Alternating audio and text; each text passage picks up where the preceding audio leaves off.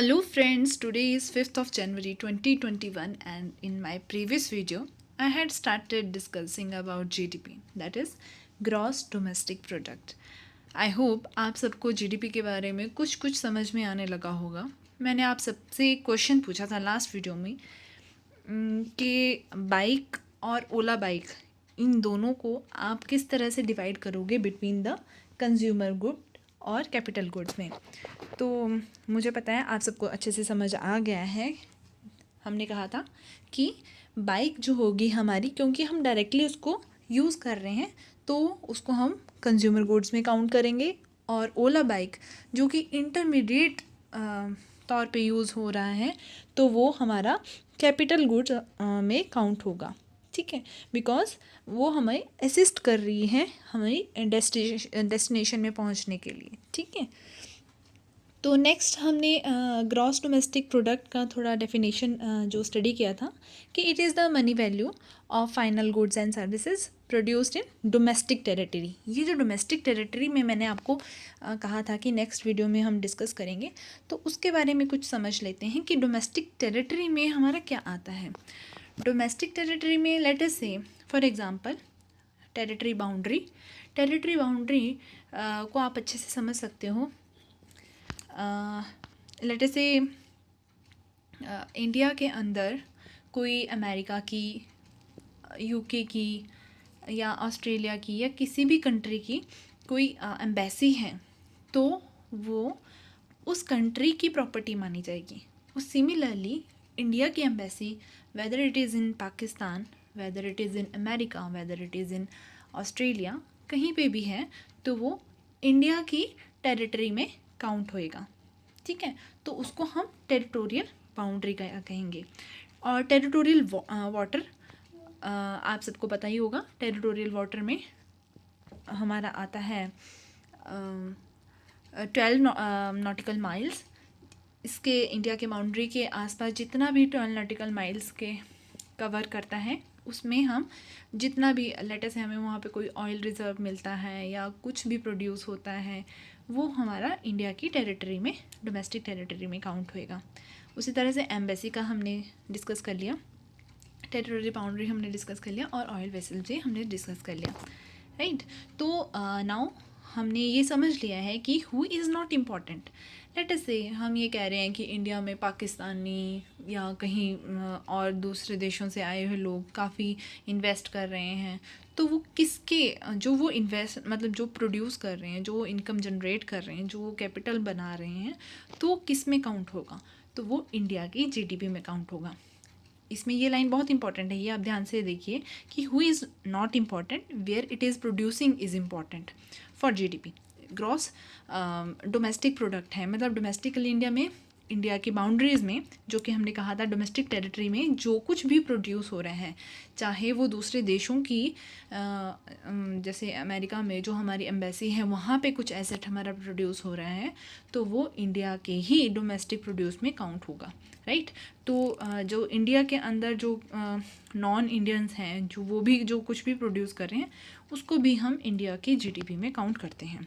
Right, तो उसी तरह से अगर हम अब हमें एक तरह से लगेगा कि भाई अब दूसरे देशों के लोग आके अगर यहाँ पे कुछ भी प्रोड्यूस करते जा रहे हैं, इंडिया के लोग तो कुछ प्रोड्यूस कर ही नहीं रहे हैं, तो उसको जीडीपी में काउंट कर रहे हैं, मतलब कि हमें ये तो बिल्कुल वेग सा कुछ कैलकुलेशन मिल रहा है. नहीं, इसको हम और अच्छे से आगे स्टेप बाय स्टेप डिटेल में डिस्कस करेंगे.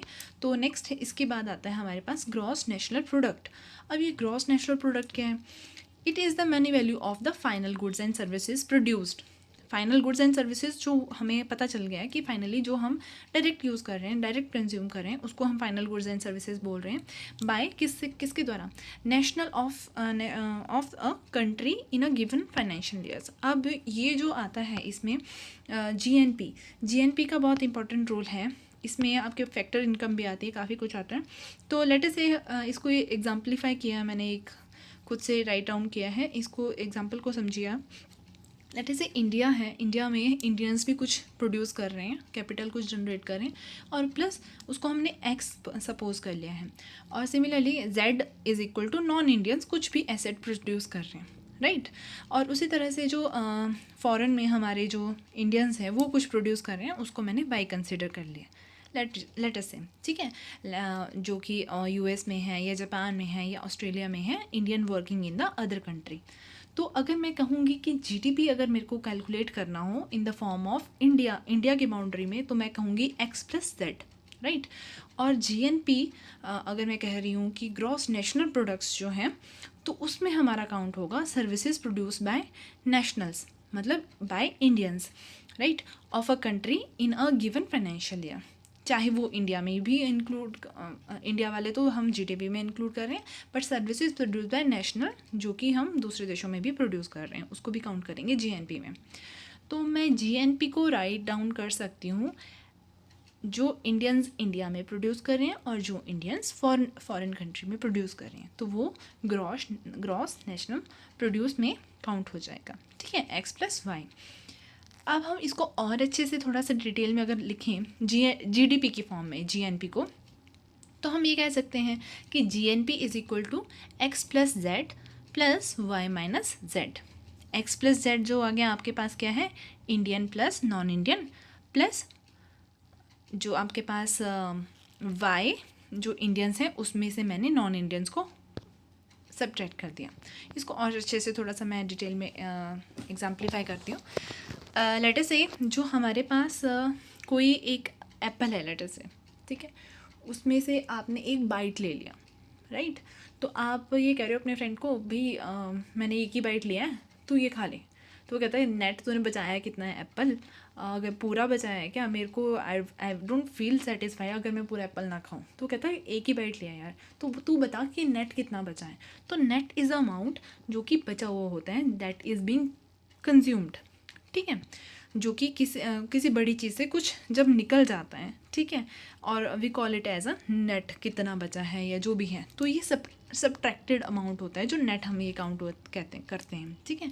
तो y माइनस जेड जो हम कह रहे हैं यहाँ पे, तो that is net factor income abroad में जो हमारे इंडियन जो अब्रॉड्स में है, ठीक है, और जो नॉन इंडियन जो इंडिया में है, उनकी जो कैपिटल जनरेट हम करते हैं और उसको माइनस करके नेट फैक्टर निकलता है, तो उसको हम y माइनस जेड कह रहे हैं यहाँ पे, राइट। तो उसी तरह से यहाँ पे हम ये कह पा रहे हैं कि GNP is equal to GDP minus z, और इधर we can say GNP is equal to GDP plus net factor income abroad, right. तो ये बहुत ही थोड़ा सा ट्रिकी सा है, बट एक बार अगर आपको समझ आ जाएगा तो आपके लिए बहुत ही ये हेल्पफुल रहेगा, ठीक है। तो जो भी ये फैक्टर होते हैं आपके पास, जो हम ये कह रहे हैं कि नेट हमने समझ लिया कि नेट क्या होता है, द लेफ्ट ओवर अमाउंट जो कि आपका बचा होता है, और जो फैक्टर्स होते हैं, फैक्टर इज़ लाइक जो इनकम जनरेट करते हैं। लेट अस से कहीं पे भी आपको कुछ भी प्रोड्यूस करना है तो यू नीड 4 फैक्टर्स। 4 फैक्टर्स कौन से हैं? First is land in the sense जहाँ पे आप कुछ भी प्रोड्यूस करना चाहते हो, लैंड के ऊपर आपको रेंट भी देना पड़ता है, राइट। और कैपिटल, वहाँ से आपकी इनकम जनरेट होती है, और जो लेबर है, लेबर को भी आपको सैलरीज देनी पड़ती हैं, और जो एंटरप्रेन्योरशिप स्किल्स काउंट होते हैं इसमें, तो उसके लिए भी आपको जो है अपना टाइम इन्वेस्ट करना पड़ता है, उस पर भी अमाउंट इन्वेस्ट करना पड़ता है। तो ओवरऑल जो है आपके पास जो ये 4 फैक्टर हैं, these are the factors which is required to produce a product, right. और इन फैक्टर्स पे जो भी कॉस्ट जनरेट हो रही है that is known as GNP. Okay, I hope this is clear. अगर आपको कोई भी डाउट हो तो please do let me know, and thank you so much. Please like, share and subscribe to my channel, and I am putting a lot of effort in it.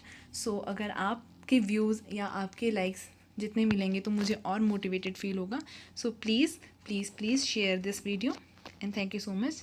And in the further video we will discuss the left over, जितना भी इसका related जितने terms आते हैं, ठीक है, हम वो डिस्कस करेंगे। Thank you so much.